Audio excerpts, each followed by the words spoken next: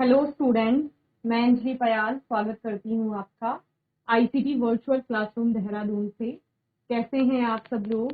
उम्मीद करती हूँ आप सब लोग अच्छे होंगे और अपनी लाइफ में बहुत बेहतर कुछ कर रहे होंगे।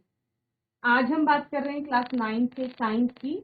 और जैसा कि यहाँ पर हम चैप्टर 1 को पढ़ रहे थे और उसमें हमने क्वेश्चन आंसर्स की बात की थी, तो आज के सेशन में भी वही करेंगे। एक्सरसाइज हम लोग देख रहे थे जिसमें कि क्वेश्चन आंसर प्रश्न पूछे जा रहे थे और उनका उत्तर हमें लिखना था। ठीक है, तो वही आज के सेशन में करेंगे। ओके, चलिए। तो लास्ट सेशन के कुछ क्वेश्चन हैं जिनको हम रिवाइज करेंगे। फर्स्ट क्वेश्चन है आपका, which of the following are metal? इनमें से कौन सा आपका पदार्थ है? तो आपने क्या पढ़ा था कि पदार्थ क्या होता है आपका? जो भी वस्तुएं आपके आसपास हैं, जो भी चीजें आपके आसपास हैं, जिनमें आपका द्रव्यमान है और जो आयतन रखती हैं, यानी कि जो स्थान घेर रही हैं पूरे आपके यूनिवर्स में कुछ ना कुछ, वो सभी किसमें आएंगी? पदार्थ की श्रेणी में आएंगी। क्लियर है? आपका क्या क्या दिए गए थे आपको पदार्थ में? चेयर थी, एयर हो गया, love, smell, hate, almond, thought, cold, cold drink, smell of perfume.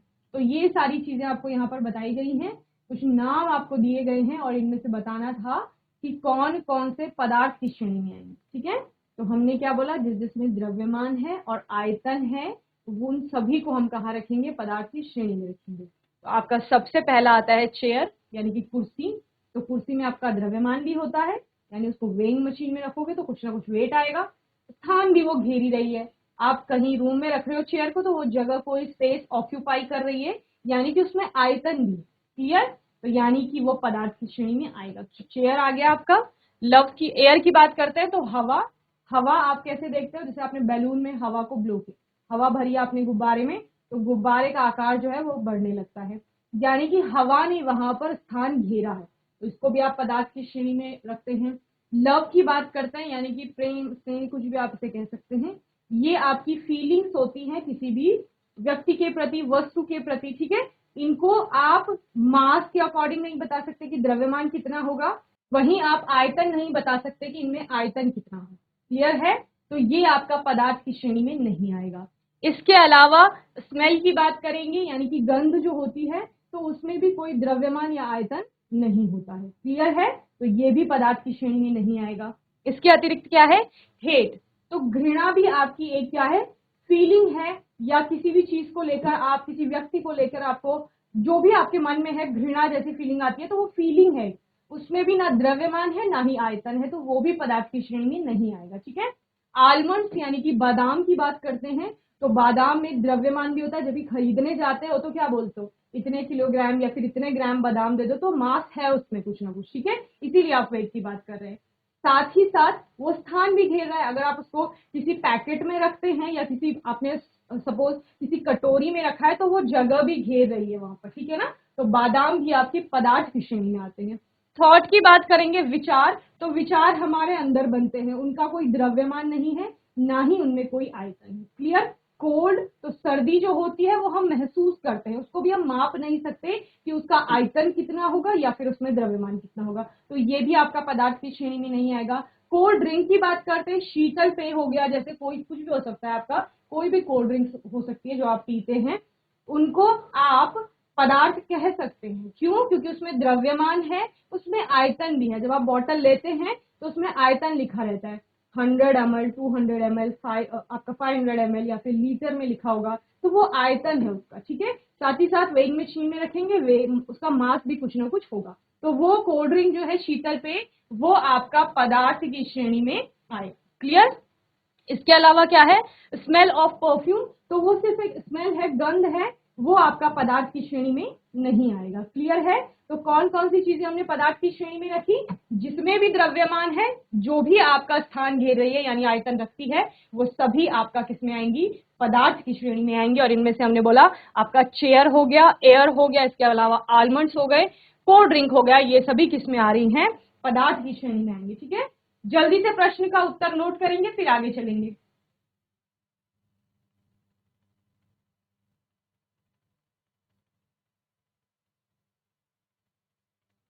चलिए नेक्स्ट क्वेश्चन पे आते हैं। What is next question? आपका नया जो नया प्रश्न है वो क्या है, give reasons for the following observations. The smell of hot sizzling food reaches you several metres away, but to get the smell from cold food you have to go close. क्या कहा जा रहा है, गरम खाना होता है ना, अभी गरम खाना बनेगा दिन में, जब घर जाओगे, जब छुट्टी होगी, लंच का टाइम होगा, तो दूर से जैसे घर के गेट पे पहुंचोगे तो बता दोगे कि मम्मी ने खाना बना दिया है, पापा जी ने खाना बना दिया है, और उसकी स्मेल गेट तक आ रही है। वही खाना थोड़ी देर बाद ठंडा हो जाता है, तो आप किचन में भी होंगे तब भी आपको स्मेल नहीं आएगा। ऐसा क्यों हो रहा है? तो जब आप गर्म खाने की बात कर रहे हैं, तो गर्म खाने में जो खाने की गंध है, ठीक है, या सुगंध आप उसको बोल सकते हैं, उनके जो पार्टिकल्स होते हैं, ठीक है, गंध में जो कण होंगे, उन कणों की गतिज ऊर्जा अधिक होगी। क्यों? क्योंकि तापमान अधिक है, गर्म खाने में तापमान अधिक है, इसलिए वो खाने की जो स्मेल के कण हैं उनकी गतिज ऊर्जा अधिक है। और जब कणों की गतिज ऊर्जा अधिक होती है, तापमान बढ़ाने से, हमने क्या बोला था, विसरण की दर बढ़ जाती है, यानी फैलने की जो दर है वो बढ़ जाएगी। क्लियर है? इसी प्रकार जब खाने के जो सुगंध निकल रही है उसके कणों की का तापमान अधिक है, तापमान अधिक होना यानी कि गति ऊर्जा बढ़ गई है कणों की, और जब गति ऊर्जा बढ़ेगी तो गति उनमें होगी ज्यादा। समझ रहे हैं? विसरित होंगे वो तेजी से। वही खाना जब ठंडा होगा तो ठंडे होने पे क्या हो जाएगी, उन कणों की जो गति ऊर्जा है वो कम हो जाएगी, यानी अब वो दूर तक मूव करके नहीं जा पाएंगे। समझ रहे हैं? तो गर्म खाने की जो गंध है, उन कणों की गतिज ऊर्जा बढ़ गई है, इसलिए उनका विसरण तेजी से हो रहा है। वहीं पर जो खाना ठंडा हो रहा है उसके कणों की गतिज ऊर्जा क्या हो रही है, कम हो रही है, इसलिए वो दूर तक नहीं फैल रहे। ठीक है, तो आंसर है आपका, the smell of hot sizzling food reaches several metres, ये सेवरल है, several metres away, as the particles of hot food have more kinetic energy. ठीक है, गर्म खाने के कणों में जो आपका उसकी सुगंध के कण हैं उनमें गतिज ऊर्जा ज्यादा है, इसलिए वो दूर तक फैल रहे हैं, and hence the rate of diffusion, मैंने क्या बोला, दूर तक विस्तृत होंगे। समझ रहे हैं? तो विसरण की दर बढ़ गई, किसके कारण? हमने पढ़ा था तापमान जैसे जैसे बढ़ता है विसरण की दर भी बढ़ जाती है। समझ रहे हैं? आप कहते हो ठंडे पानी में चीनी घोलने में टाइम लगाती है, लेकिन वहीं पर जब खाने आपका पानी को गर्म कर लिया जाता है तो उसमें चीनी जल्दी घुल जाती है। तो क्यों? क्योंकि विसरण की दर बढ़ जा रही है तापमान बढ़ने से। ओके, चलिए जल्दी से नोट करेंगे इसे।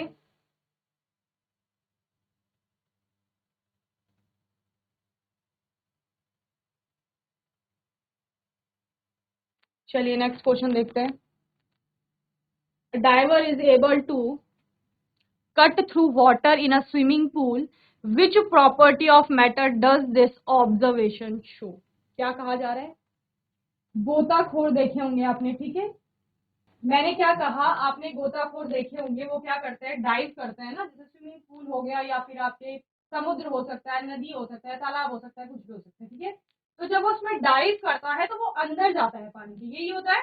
आप लोग भी कभी नदी तालाब में स्विमिंग पूल में गए होंगे नहाने, तो जब आप उसमें छलांग लगाते हैं तो क्या होता है, आप पानी के अंदर चले जाते हैं। आपने कहा कि मैम मैंने टेबल से जमीन में भी छलांग लगाई है पर मैं जमीन के अंदर नहीं जा पाया, या फिर मैंने एक टेबल से दूसरी टेबल में कभी छलांग लगाई थी बचपन में, तो मैं उस टेबल के अंदर नहीं जा पाया। जबकि आपने बताया था कि मैम पानी भी पदार्थ है और जो हमारा टेबल है वो भी पदार्थ है, तो दोनों में अंतर क्या है कि मैं पानी के तो अंदर जा रहा हूँ लेकिन टेबल से मैं आर पार नहीं हो पा रहा हूँ। तो क्या अंतर है बताइए? जब हमने पानी को पढ़ा था तो उसको हमने द्रव अवस्था में पढ़ा था, और द्रव अवस्था में हमने क्या कहा था कि जो पदार्थ होगा उसके कण दूर दूर सिचुएटेड होंगे। ठीक है, समझ रहे हैं? यानी कि अगर मैं पानी की बात कर रही हूँ तो पानी के कण ऐसे दूर दूर है। ठीक है, दूर दूर है। आकर्षण का बल इनके बीच में कैसा है, दुर्बल प्रकृति का है, यानी कमजोर है। तो इस बल को आप इजीली हाथ लगाने से भी क्या कर सकते हैं, तोड़ सकते हैं। और क्योंकि जगह भी मिल रही है तो आप आराम से इसके आर पार हाथ कर सकते हैं। टेबल की बात जब हम कर रहे हैं तो कण क्या आ जा रहे हैं, पास पास आ जा रहे हैं। जो अंतरा आणविक स्थान है वो कम हो रहा है बहुत ज्यादा, और आकर्षण बल जो है दोनों कणों के मध्य वो क्या है, प्रबल हो रहा है, यानी कि बहुत ज्यादा स्ट्रॉन्ग, मजबूत। इसको तोड़ने के लिए आपको बहुत ज्यादा फोर्स अप्लाई करना पड़ेगा, बहुत ज्यादा बल लगाना पड़ेगा। ठीक है, तो यहाँ पर जब आप हाथ मार रहे हो, टेबल में हाथ रखे हैं सभी ने, टेबल में जब हाथ रखते हैं तो हाथ आर पार नहीं जाता है, पानी में हाथ रखते हैं तो पानी में हाथ अंदर चला जाता है। तो क्यों हो रहा है? क्योंकि पानी के जो कण हैं उनके बीच में जो अंतरा आणविक स्थान है वो थोड़ा अधिक है, और जो आकर्षण का बल है वो दुर्बल प्रकृति का है, इसीलिए जो डाइवर होता है वो इजीली पानी को कट करके या काट करके अंदर को चले जाता है, जबकि ऐसा किसी अन्य चीज में नहीं होता है। ठीक है, हवा हमने कहा पदार्थ है, फर्स्ट क्वेश्चन में आपका आया था क्या हवा पदार्थ की श्रेणी में आता है, तो आपने कहा था पदार्थ की श्रेणी में हवा आता है।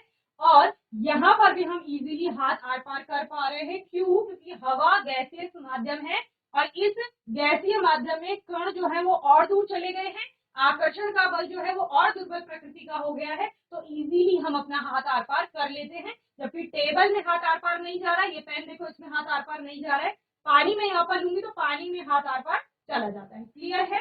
तो यहाँ पर यही पूछा गया है कि डाइवर जो आपका स्विमिंग पूल में डाइव कर रहा है वो पानी को काट करके अंदर जा रहा है, तो पानी में कौन सी गुण है वहां पर, तो क्या क्या गुण हो गए? एक तो पानी के जो कण है वो उनके बीच में जो अट्रैक्शन का फोर्स है, आकर्षण का बल है कणों के मध्य, वो दुर्बल प्रकृति का है यानी कमजोर है। ठीक है, और दूसरा क्या हो जाएगा? पानी के कणों के मध्य में स्थान अधिक है अपेक्षाकृत, इसीलिए इजीली जो डाइवर है यानी गोताखोर है वो पानी को काट करके अंदर जा रहा है। क्लियर है?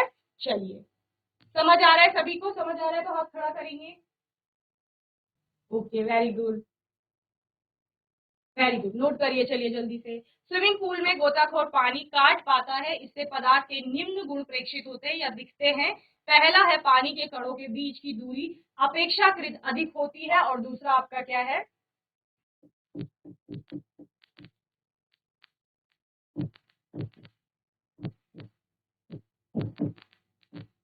पानी के कणों के मध्य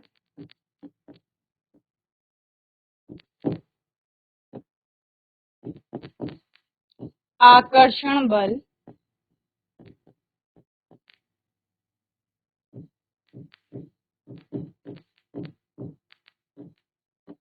दुर्बल प्रकृति का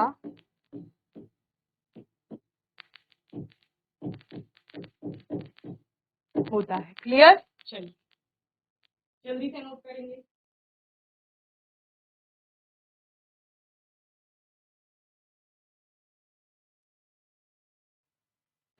question number 4, what are the characteristic of the particle of matter? जिस पदार्थ की बात आप कर रहे हो कि मैम आपने टेबल को पदार्थ बोला, चेयर को पदार्थ बोला, पानी को पदार्थ बोला, आपने हवा को पदार्थ बोला, ये पदार्थ हैं। और हम जब चैप्टर पढ़ रहे थे तब हमने ये भी पढ़ा था कि जो पदार्थ होता है वो कणों से मिलकर के बना होता है, छोटे छोटे। अगर आपकी टेबल जो आपके सामने है या जिस चेयर पे आप बैठे हैं, जिस नोटबुक में आप पढ़ रहे हो, वो सभी किससे मिलकर के बने हुए हैं? छोटे छोटे कणों से मिलकर के बने हुए। अब इन कणों के गुण क्या होंगे, इनमें विशेषताएं क्या होंगी, उनके बारे में बात कर रहे थे। तो चैप्टर में हमने 3 गुणों की या 3 जो प्रमुख उनके गुण थे उनकी बात की थी। क्या क्या? एक, जो कण होते हैं उनके बीच में स्थान होता है और वो वेरी करता है यानी डिपेंड करता है कि फिजिकल स्टेट क्या होगी। अगर भौतिक अवस्था ठोस है तो जो कण होंगे वो बहुत पास पास हो जाएंगे, यानी कि जो अंतरा आणविक स्थान है वो बहुत कम हो जाता है। अगर वहीं पर द्रव अवस्था आ गई तो कण थोड़ा दूर दूर चले जाते हैं। ठीक है, यानी कि स्थान थोड़ा बढ़ गया है। जब हम गैसीय अवस्था की बात करते हैं पदार्थ की, तो वो कण और दूर चले जाते हैं, यानी कि स्पेस अब और ज्यादा हो गया है। पहला गुण। दूसरा गुण क्या कहता है कि जो कण होते हैं वो एक दूसरे को एक बल से बांधे हुए रखते हैं, जो बल क्या होता है? आकर्षण का बल हो गया। ठीक है, ये अगर टेबल का कोई कण है, ये भी टेबल का कोई कण है, तो ये दोनों एक दूसरे को बांधे हुए हैं। ये पेन वहां पर क्या होगा? आकर्षण बल होगा जो एक दूसरे को क्या कर रहा है? बांधे हुए रखा है। ठीक है, तो आकर्षण बल भी क्या करता है? डिपेंड करता है फिजिकल स्टेट पर। अगर आपकी ठोस अवस्था है तो आकर्षण का बल प्रबल होता है, इसीलिए मैंने क्या बोला? टेबल में हाथ आर पार नहीं जा रहा है। जब द्रव अवस्था की बात करते हैं तो वही आकर्षण बल थोड़ा कमजोर हो जाता है, और वहीं पर अगर आप गैसीय अवस्था की बात करते हैं तो वो आकर्षण का बल और भी दुर्बल प्रकृति का हो जाता है। क्लियर? और हमने तीसरा गुण क्या पढ़ा कि जो भी आपके पदार्थ के कण होते हैं, ठीक है, वो कंटिन्यूअसली मोशन में होते हैं, यानी लगातार गति की अवस्था में होते हैं। और ये हमें हवा में देखने को मिलता है कि जैसे हवा आपका एक पदार्थ है, उसके कण लगातार गति की अवस्था में रहते हैं। आप क्या कहते हैं? हमने कहीं पर परफ्यूम की बोतल ओपन की, परफ्यूम की इत्र की जो बोतल होती है वो आपने खोली कहीं पर, और वो उसकी जो सुगंध है वो कई मीटर दूर तक चली गई। तो ऐसा क्यों हुआ? क्योंकि हवा के जो कण है वो लगातार गति में है और सुगंध क्या हो रही है, उसके साथ मिश्रित हो रही है, यानी कि विसरण हो रहा है वहां पर, ठीक है ना। तो इत्र के जो कण है वो किसके साथ मिल रहे हैं, आपके हवा के कणों के साथ मिल रहे हैं, यानी विसरण की घटना हो रही है। और यहाँ पर हमें देखने को मिलता है कि हवा के कण जो है वो लगातार गति में है। मैम आप तो सभी पदार्थों के लिए यही कह रहे हो ना कि सभी पदार्थ के कण के लिए ये गुण आएंगे, लेकिन हमें ठोस में, अगर ये पेन ठोस अवस्था में है, ये पदार्थ है, तो इसमें तो हमें कण मूव करते हुए नहीं दिख रहे हैं। अगर आप कह रहे हो कि कण गति की अवस्था में है, तो इसमें भी कण गति कर रहा है, लेकिन उसका जो मोशन है वो इतना कम है जिसको हम नगण्य बोल देते हैं, ठीक है। यानी कि उसकी गणना नहीं की जा सकती। क्लियर। वाटर में आपको वो देखने को मिलता है कि बहुत कम मोशन होता है, ठीक है, लेकिन हवा में जब हम बात करते हैं या गैसीय अवस्था में तो मोशन बहुत अधिक हो जाता है।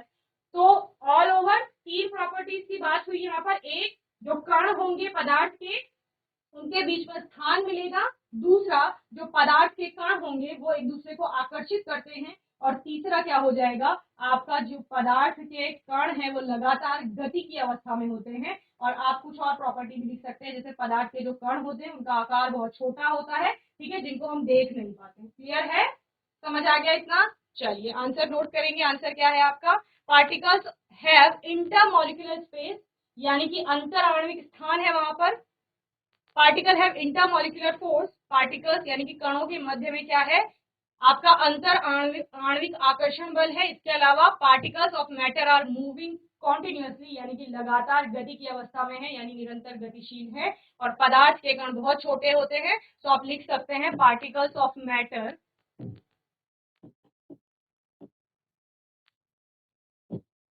Are very small in size. Clear. चलिए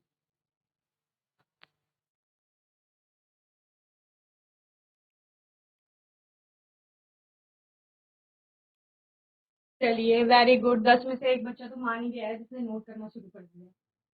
वेरी गुड। चलिए नेक्स्ट क्वेश्चन पर आते हैं। नेक्स्ट आपका थोड़ा लॉन्ग आंसर टाइप में आ जाता है, मींस आपको 2-4 लाइन में इसका आंसर लिखना है। तो उसमें क्वेश्चन नंबर 1 है, the mass percent unit volume of a substance is called density. Density is equal to क्या होता है, मास अपॉन वॉल्यूम होता है। तो डेंसिटी इज इक्वल टू होता है mass upon volume. Arrange the following in order of increasing density air exhaust for chimneys, from chimneys, Honey, water, chalk, cotton and iron, ठीक है। तो इतनी चीजें बताई गई हैं, इनको आपने क्या करना है। डेंसिटी क्या होता है, डेंसिटी होता है घनत्व। घनत्व बराबर क्या बताया गया है बच्चों, घनत्व बराबर होता है द्रव्यमान बटे आयतन। तो इसको समझना है आपको, ठीक है। द्रव्यमान क्या होता है कि वो कितना भारी है, भारीपन कितना है वस्तु में। आयतन आपका क्या है, कितनी जगह वो घेर रही है। समझ रहे हैं। आपने जो आपको यहाँ पर वस्तुएं दी गई हैं, जितने भी पदार्थ दिए गए हैं, उनको अरेंज करना है किसमें, इंक्रीजिंग ऑर्डर में। और किसके, डेंसिटी की, यानी जिसका घनत्व सबसे कम होगा वो पहले आएगा। जैसे जैसे घनत्व बढ़ता रहेगा वैसे वैसे आप उसको एक ऑर्डर में, एक क्रम में लगाएंगे। क्लियर है। तो घनत्व किसका बढ़ेगा, जिसका द्रव्यमान बढ़ रहा होगा धीरे धीरे, यानी जिनका द्रव्यमान कम होगा उनको आप पहले लिखेंगे, यानी उनका घनत्व कम है। जैसे जैसे द्रव्यमान बढ़ रहा है वैसे वैसे घनत्व भी बढ़ेगा, लेकिन बटे आयतन भी तो है। आयतन क्या करता है, आयतन ज्यादा होगा तो घनत्व कम हो जाए। समझ रहे हो ना।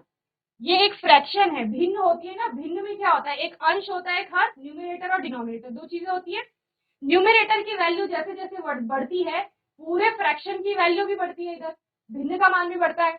डिनोमिनेटर की वैल्यू अगर बढ़ गई, हर का मान अगर ज्यादा होता है तो इस पूरी भिन्न का मान क्या हो जाता है, कम हो जाता है। तो सेम यही हो रहा है, आयतन अगर ज्यादा हो रहा है, बढ़ रहा है, तो घनत्व कम हो जाएगा। लेकिन अगर वहीं पर द्रव्यमान ज्यादा होगा तो घनत्व भी ज्यादा होगा, बस ये ध्यान रखना है। तो अब हम यहाँ पर जितने आपको पदार्थ बताए गए हैं उनको देखते हैं। सबसे पहले एयर की बात की है, हवा। तो हवा का आयतन बहुत ज्यादा होता है ना, बहुत ज्यादा एरिया में फैली रहती है हवा, लेकिन वहीं पर उसका द्रव्यमान कम होता है। एग्जॉस्ट फ्रॉम चिमनी, अगर हम चिमनी से निकलने वाले धुएं की बात करें तो उसमें क्या होता है, उसमें अनबर्न कार्बन पार्टिकल्स भी होते हैं, यानी कि आधे जले हुए या बिना जले हुए कार्बन के कण होते हैं, ठीक है। तो वो उसमें भारीपन लाएंगे, भारीपन यानी द्रव्यमान ज्यादा होगा, यानी कि घनत्व तो थोड़ा बढ़ जाएगा। क्लियर। अगर हम हनी की बात करते हैं, शहद की, तो शहद कैसा होता है, गाढ़ा सा होता है ना, वो इतनी जल्दी फैलता नहीं है, तो यानी कि उसका जो घनत्व होगा वो और ज्यादा हो जाएगा। फैल नहीं रहा है यानी कि आयतन कम है। इसके अलावा वाटर, तो वाटर क्या होता है, हनी की तुलना में ज्यादा तरल होता है। अगर आप एक जगह पे शहद को रखो, एक जगह पे आप पानी को रखो, तो पानी तेजी से फैलेगा यानी उसका आयतन ज्यादा होगा, तो जिसका आयतन ज्यादा उसका घनत्व कम। ठीक है। चौक की बात करेंगे तो चौक में तो द्रव्यमान ज्यादा होता है, आयतन कम कवर करती है। इसके अलावा आपने कॉटन की बात की है, कपास, तो कपास में क्या होता है बच्चे, कपास तो कॉटन या रुई आप जिसे बोलते हो, ठीक है, रुई बहुत ज्यादा जगह घेरती है, बहुत बड़ा अगर गट्ठा लोगे रुई का, लेकिन वो हल्का होता है। हल्के का मतलब क्या है, द्रव्यमान कम है, आयतन अधिक हो गया, द्रव्यमान कम हो गया यानी घनत्व कम। समझ रहे हैं ना, ये अगर नीचे वाला पार्ट ज्यादा हो गया, उसने ज्यादा जगह कवर की है, तो यानी कि आपका घनत्व क्या हो गया है, कम हो गया है, और द्रव्यमान तो आपका कम है ही, तो घनत्व कम हो जाएगा। आयन की बात करते हैं, लोहा, तो लोहे का आप छोटा सा पीस भी उठाते हैं, छोटा सा पीस यानी आयतन कम कवर करेगा, क्लियर, यानी जगह कम घेरेगा, तो छोटा सा पीस लेकिन भारीपन बहुत है, यानी द्रव्यमान अधिक है, यानी घनत्व क्या हो जाएगा, बढ़ जाएगा। तो जब हम इंक्रीजिंग ऑर्डर की बात करते हैं, तो सबसे पहले आपकी एयर आएगी जिसका घनत्व सबसे कम होगा। एग्जॉस्ट फ्रॉम चिमनी उससे थोड़ा भारी होगी यानी उसका घनत्व थोड़ा ज्यादा होगा। और इसके अलावा कॉटन की बात करेंगे तो कॉटन इन दोनों से अधिक घनत्व रखता है, और इन तीनों से अधिक घनत्व होगा वाटर का यानी जल का, जल और बाकी तीनों से अधिक घनत्व होगा आपका हनी यानी कि शहद का, इन सभी से अधिक घनत्व होगा चौक का, और इन सब में सबसे ज्यादा अधिक घनत्व कौन रखेगा, आपका आयन यानी कि लोहा। क्लियर है, चलिए जल्दी से नोट करेंगे। किसी तत्व के प्रति इकाई आयतन के द्रव्यमान को घनत्व कहते हैं, यानी कि प्रति इकाई आयतन, कोई भी आपने पदार्थ लिया उसका प्रति इकाई आयतन लेंगे, ठीक है। सपोज आपने 1 मीटर क्यूब का आयतन लिया है किसी चीज का, ठीक है, या 1 सेंटीमीटर क्यूब, जो भी आप उसका इकाई ले रहे हैं, मात्रक ले रहे हैं यानी, ठीक है ना, तो उसमें कितना उसका द्रव्यमान है, इकाई आयतन में कितना वो भारी है, वही उसका घनत्व है। तो इसके अकॉर्डिंग आप क्या बताएंगे, घनत्व बराबर होता है द्रव्यमान बटे आयतन। बढ़ते हुए घनत्व के क्रम में निम्नलिखित को व्यवस्थित करें। पहला है आपका, यहाँ पर गैप आएगा आपका, ठीक है, करें, वायु, चिमनी का धुआं, शहद, जल, चौक, रुई और लोहा, ठीक है। तो यहाँ पर आपने अरेंज कर दिया है इंक्रीजिंग ऑर्डर में, नोट करेंगे जल्दी से।